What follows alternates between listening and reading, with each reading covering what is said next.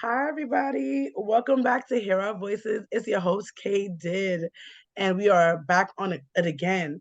So, right now, before we get into the podcast, we are going to talk about a little bit about the social media platforms. We have YouTube, we have Facebook, we have Twitter, we have Instagram, and we have Facebook.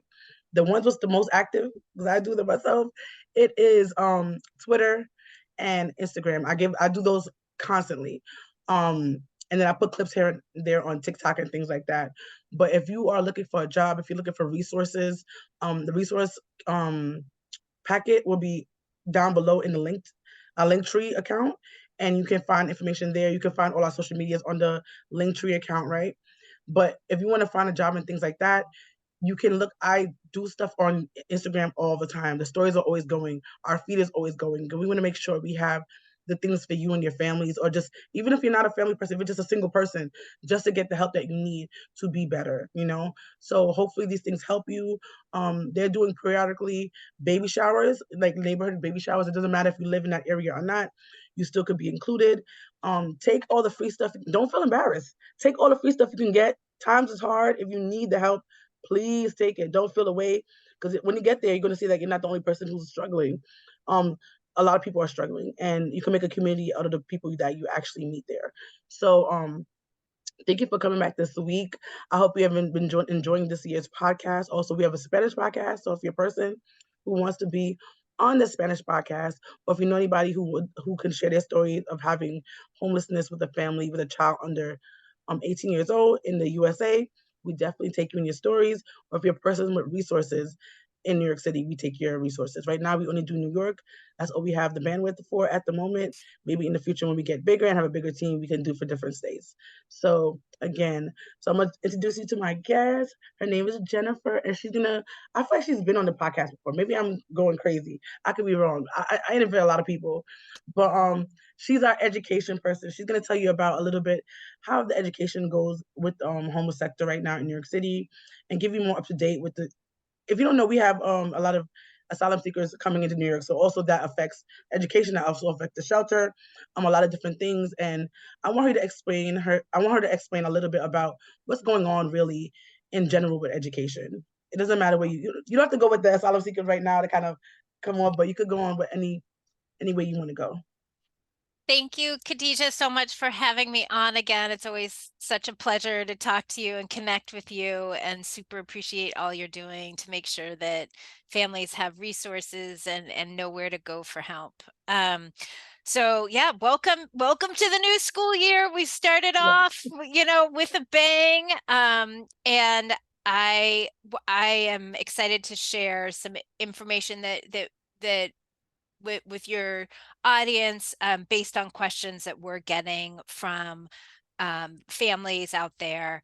At the start of the school year, we always get a lot of questions about enrollment, Right. especially for families who, maybe were placed in a shelter far away from their kids' school. So I think it's always really, parents should absolutely know that they do not have to transfer their kids. They can keep their kids in the same school, even if they're temporarily living in a different neighborhood or even a different borough. Right. Um, and families can get, from kindergarten to sixth grade, can get free busing so their kids can get back to school. And if you're not getting busing, if your child is not getting busing, you can get a free Metro card from your kid's school. And that includes, like, even even if you have kids in high school, you can get a free Metro card from your kid's school, if your child is not being bused. So definitely take advantage of that. A lot of parents don't know. And, like, Khadijah, back to your point, like take advantage. Life is hard. Like, Right. take It is. take the free resources where you can get them, because so many parents just don't know that that's available to them. Right. Um, and so, yeah, so get those free Metro cards if your child, if you're in temporary housing and your child is not being bused. We're also getting a lot of questions about, like, where do I go for, if you are new to New York, or let's say your shelter is far away from the school and the commute is just too much and you want to transfer, like, where do I go for help? Like, Right. you know, and they're not giving me information at the shelter, or there isn't a DOE person at the shelter. What do I do? You should absolutely go to the family welcome centers. There's ones in all the boroughs, and if you want to find the location, you can call 311 and ask for Family Welcome Center, and they'll tell you where that is. And if you go to a family welcome center, you should be given a school placement same day. Oh, Not wow. tomorrow, not next week. They should give you a school, but you walk in, you say, I need to enroll my kid in school. They will give you a school placement letter same day. I have a question Mhm. because people might think that, honestly, I didn't hear about the Family Welcome Center until probably this year because I thought it was honestly really for only the migrants. So you're telling me no matter if you're a migrant, or asylum seeker, anybody Oh, from the shelter yeah. can go there. Yeah. So this is like such a great point, because with city services, Right, they have like millions of different offices that all sound almost exactly the same. right, So there are Department of Education family welcome centers, which are just for enrolling in school. And okay, then there are what's called family navigation centers okay, that are for newcomer families, immigrant families, asylum seeker families who are new to New York City, right, that are about connecting those families with, shelter or whatever kind of support they need. So the first one I was talking about, Family Welcome Center from the Department of Education, right. that is just for in-school enrollment. And then the navigation centers, which they also sometimes call welcome centers, are Right. for, I think um, that's the problem. They're mixing up the names and then they're confusing regular people. And I'm saying that not yeah, everybody's not regular, but it's like I've been here. I wouldn't think to go. I'll go there like this is not for you, and it's like you're confused. yeah, yeah, So you need to be clear on the name so everybody can get that. So I have a question. Because it sounds like if you're not even in a shelter, you could use that same yeah, system, yeah, right? yeah. See, you learn new things. It's for all kids, all families. Got it. Anyone who wants to enroll in public school can go to the Family Welcome Center. What's a little bit tricky about for families in shelter is, they're popping up new shelters all over the city right now. That's And true. so sometimes, like usually, if you're a family and you have kids in elementary school, you just go to the local elementary school and enroll. Done, Right. done and done. You don't need to go to the Family Welcome Center. Just go to the Right. local elementary school. But with, all these shelters popping up, sometimes the local elementary school doesn't have enough seats. So then Mm, they'll tell you to go to the Family Welcome Center to get a placement at another nearby elementary school. got it. So, if you're a parent and you have elementary, if your kids are, pre-K to 5, you can go to the local elementary school. They may tell you to go to the Family Welcome Center if they don't have enough room in their school. And Okay. that's, again, that's happening a lot right now in Manhattan, in Queens, in parts of Queens, where all these shelters have popped up and the schools just don't have enough seats. There are seats in other schools, like no kid Right. is going to be turned away, Right. but it's just a matter of connecting them to the Proper resource. yeah, to the right school. And then also to your point too, like I just want to say one other thing. All kids going into high school, I was gonna who say. are enrolling in high school, you have to go to the Family Welcome Center. Oh, Back in the wow. day, they used to have neighborhood schools that you could Right. enroll in, but they Right. got rid of Your those. zone So now, schools. yeah, so no more zone schools for high school. So Wow. all teenagers, you have to take your teenagers to the Family Welcome Center to enroll. That's for, no matter where you're living, it doesn't matter if in shelter, permanent housing, like you got to go to the Family Welcome Center to enroll if it is high school. I'm gonna ask this question because as we know, a lot of people in shelter do have usually a lot of kids under 5 years old. A lot of them are Mhm. very, very young kids. So I'm not saying we're not gonna cover your high school kids, but I just want to be very intentional because education to me is very important for kids. And the younger you can get them into, people say put daycare. My daughter's daycare was amazing. When she came out, she could read small words. Some daycares are just babysitting services. So you got to make sure you pick the school very well that you put your kids in. But for little kids, like because they have 3K for all. I'm mostly thinking about that 3K and 4K.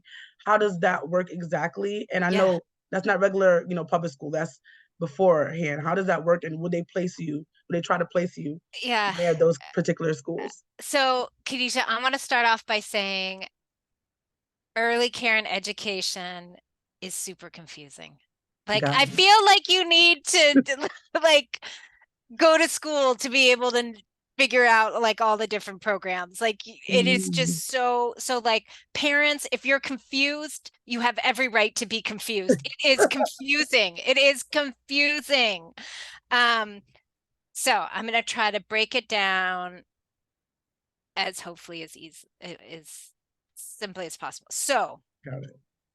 you have pre-K and 3K programs. Pre-K is for any child who turns 4 before the end of the calendar year.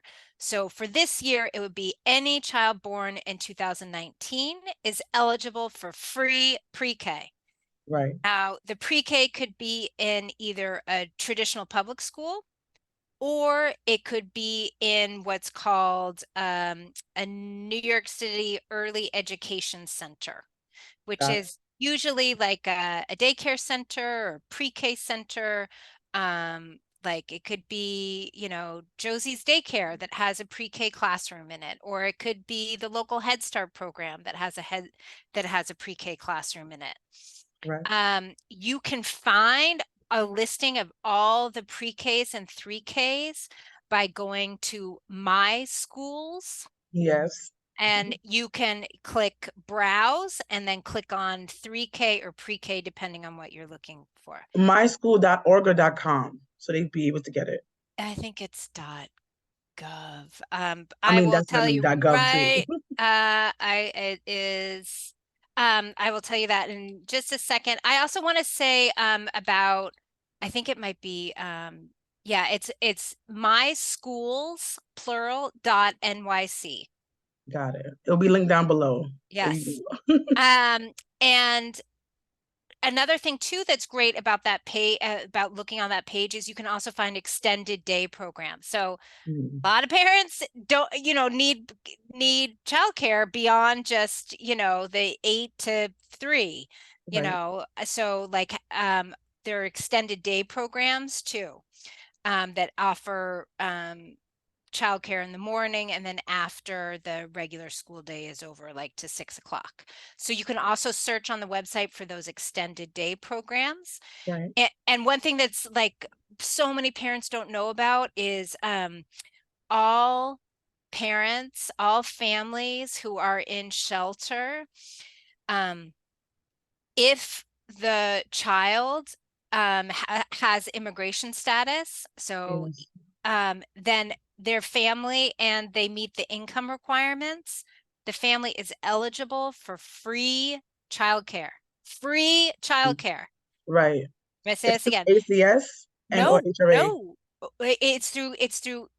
It is um it is through the ACS's Office of Child Care, but that doesn't mean you have to have an ACS case. No, This for is sure, not for sure, for this sure. this is just through their child care office. And so it's any family in temporary housing, so in shelter, who meets the income eligibility, and whose child has some type of immigration status here, so citizen or A like, resident yeah, or legal or permanent yeah, resident, something like or that. asylum or and something like and that. and you don't have to be working, you don't have to be in an education program, you don't have to show your work hours or any of that. It Right, is free childcare.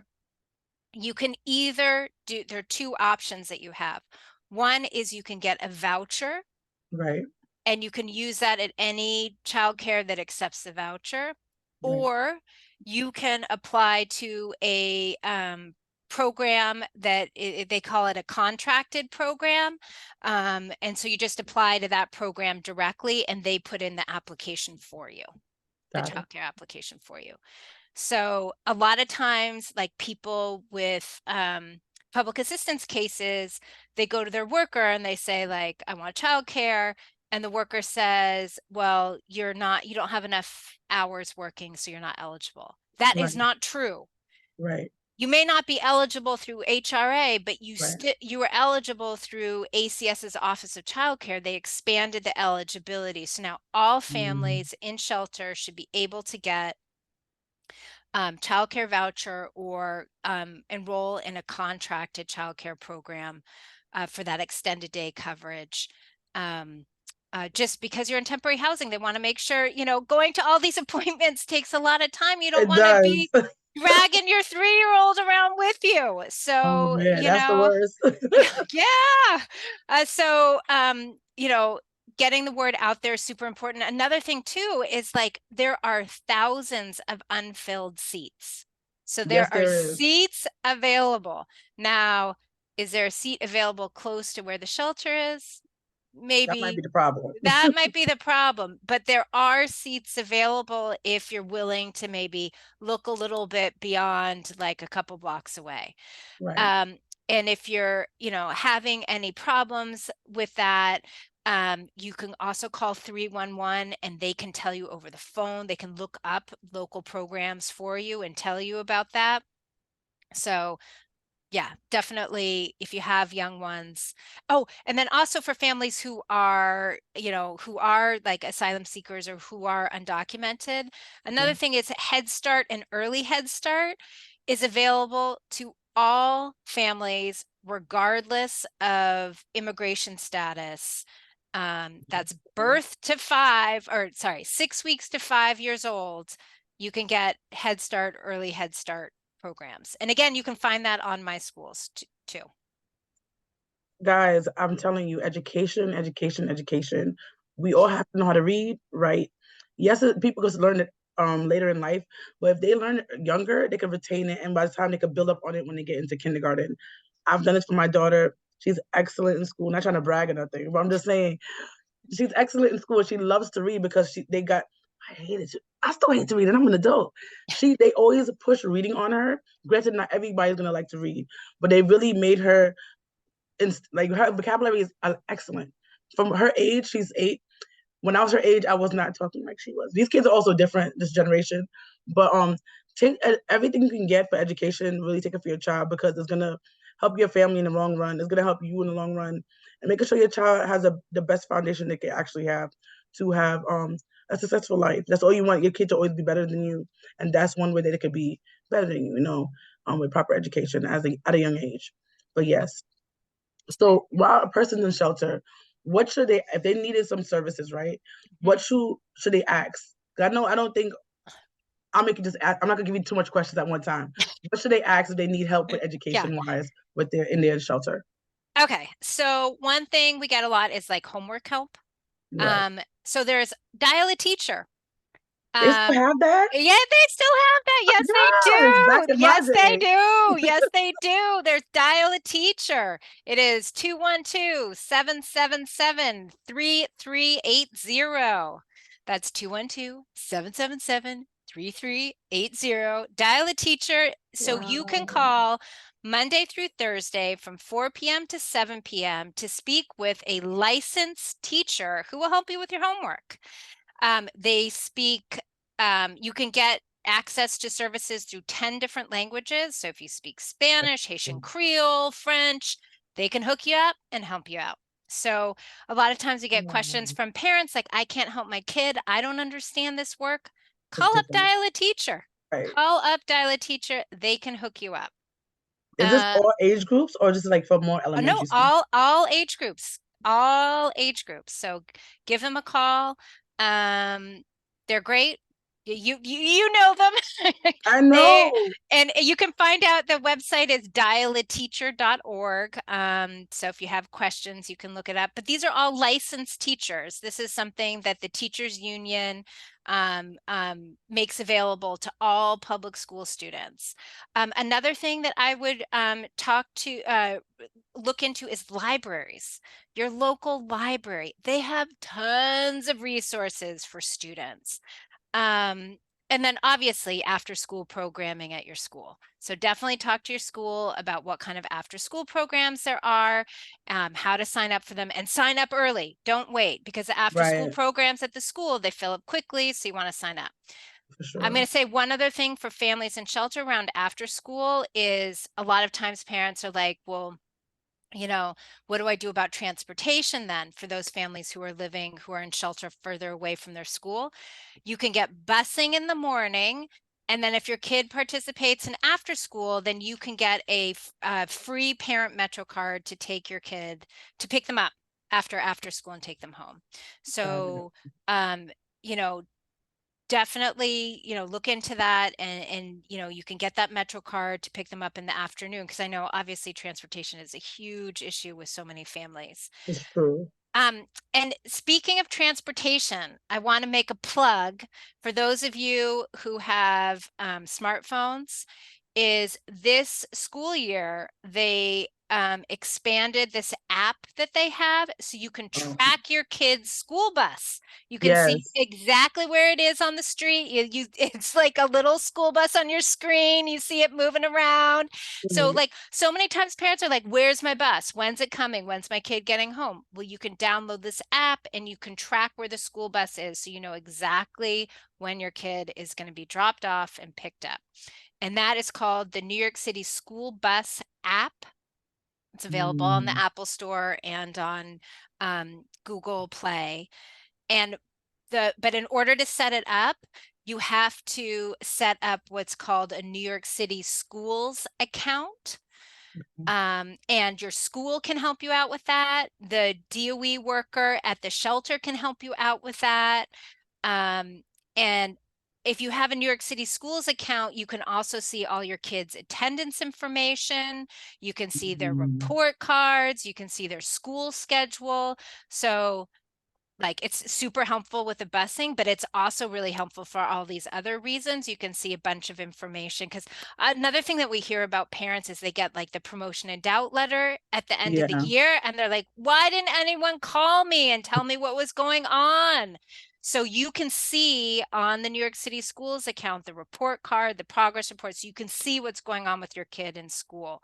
And for those of you who have if your child is receiving special education services, Right. another thing you can see on the school's account is whether or not they're getting their required services. So like, let's say your kid is supposed to get speech therapy 3 times a week. You can look on the New York City Schools account and see how many sessions of speech therapy that your child is getting, you know, and let's be real here, there's not enough providers. So There's not.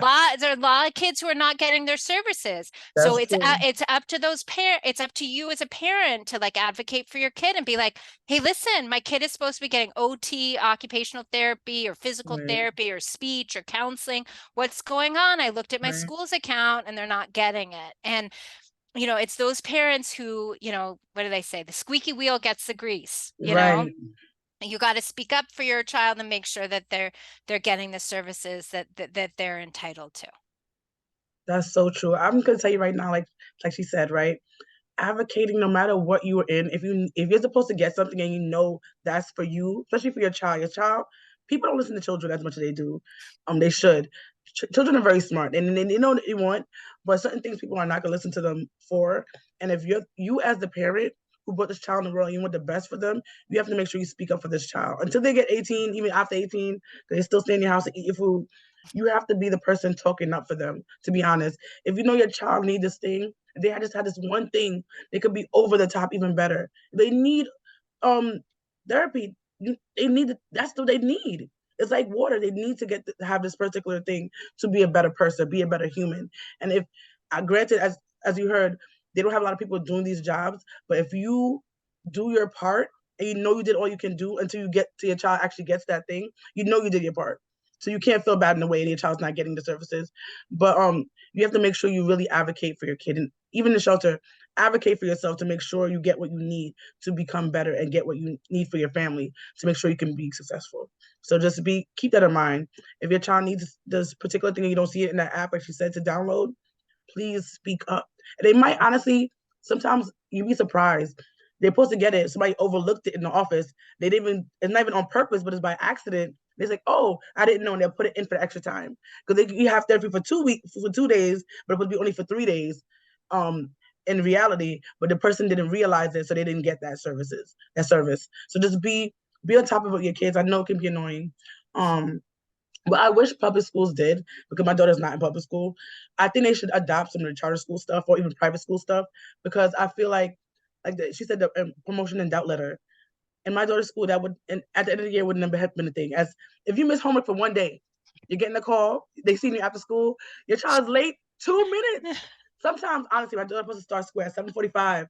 I get a call sometimes 3 minutes before the time, so that's 7:42.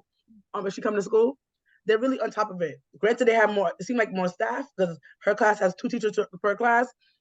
This girl I know in another school have 3 teachers per class, so maybe that's the problem. And I know the teachers in the public schools are overworked, but they need to adopt somebody else's principles to kind of help them out, because it shouldn't be at the end of the year you tell me my child might not go up in the grade.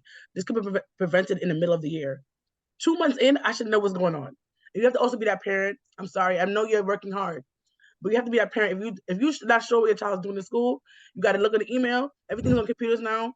You have to call the teacher. If you have the teacher's number, you have to go up to school. I know you're gonna lose money, but if you want your child to have the best they could have, you need to go to all those parent-teacher conference meetings if you can, or send a representative that you know, a friend or something, to make sure your child's doing the best. Because when your child suffers, that's gonna be on you as an adult. If your child can't read at 18, who's gonna fill out the application for a job? And you might say a child at 18. I know somebody when I was in high school who was in my 10th grade who couldn't read. And that's the problem. They might have a learning problem why they couldn't read, because people have dyslexia and things like. But it shouldn't be until a person gets in high school that you should have this problem. They should have resources as a child to be able to cope with this situation they might have, to be better. I'm just saying, be an advocate for your child. Nobody's gonna love your kid like you're gonna love your kid. I promise you. But Wise words, wise words. Back to like the advocacy around that. I know you asked before about like what other resources parents can ask about. right, All schools get funding specifically for students in temporary housing, for students in shelter, like money. The school has money for your exactly. kids. So, and it can be used for like, it can be used for tutoring. It can be used for counseling. It can also be used for things like you don't normally think of, like school uniforms. It can be used for winter clothes. It could be used for eyeglasses. Like, let's Winter say, clothes. I didn't know. yes, See, yeah, give that so I can give the people, because people need to know that, yeah, especially because the migrants now and with yes, everything. They're not used to winter like we are. Like I we know. can tough it out, but it's getting kind of chilly now, and we in September, so Yeah, that would be a yeah. good resource. So every school has something called Title I STH, Students in Temporary Housing Funding, and they have to use it for students in temporary housing. Right. And schools have a lot of there's not like they only can use it for one thing. They can use it for a bunch of different things. And so and every school has a parent coordinator. So ask the parent coordinator, hey, I heard there's this Title I STH funding. My kid could really benefit from fill in the blank. Is there someone here? Is there someone at the school I could talk to about this? I recommend starting off with the parent coordinator. Chances are they're not the person who's going to make the final decision about it, Right. but that's the best place to start off with.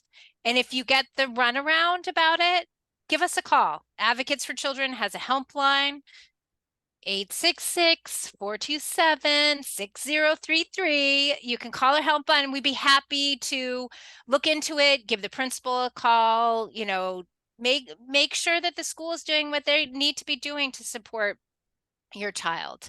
And the other thing I just also wanted to mention, because this has come up a lot recently, is the Department of Homeless Services, it seems like, or the city, I don't know who's making this decision, is moving families around in between different shelters. Right. And for a parent, that can be hugely disruptive for your kid's education, for after school, for childcare, the whole everything. So if you're in a situation where they're saying you have to transfer, definitely you can reach out to our helpline, reach out to the DOE person at your shelter, your case manager.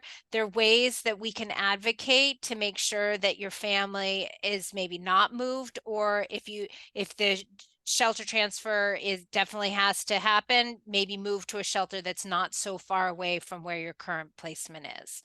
Um, I know that if a couple parents have reached out about this and we were able to get them transfers to another shelter, but one that was close by. Originally, the families from the Bronx are saying you have to go to Long Island City, Queens. And the family is Wow. like, like all That's all crazy. my support is here in the Bronx. Like, what are you doing to me? And she was, obviously super upset about what was going on. Right. Reached out to Department of Homeless Services. They were able to find a placement for her in the Bronx, relatively close to where she was. So that is possible. It's not guaranteed, but if Right. that happens, make sure you're advocating for you and your family to see if maybe there's another option so you don't have to go so far away. Yes, we're gonna have to have Jennifer back because I feel like it wasn't enough time, but she have to go, guys. But she gave me so much information, even for my YouTube channel, to make sure families can, get it. My YouTube channel is bigger than this, so I want as much families in New York City who needs this. I didn't know Dollar Teacher was still around, so this is just awesome information, and I know she has so much more stored in her mind, but she does have to go, guys. So you'll see her coming up soon. I'm gonna make another schedule programming with her. So, guys, thank you for listening. Thank you for being amazing. Follow us on social media. We are gonna have up-to-date information. We have clips from different podcasts every day. Well, not every day, every other day or so on there. And we're gonna see the fellows. Also, we're gonna be hiring a new fellow. So that'll be a new experience coming up, and you'll see pictures of us doing different things in New York City and learning about different things to be better advocates for you and your family. So thank you for listening. Thank you for watching. See you next time. Bye, guys.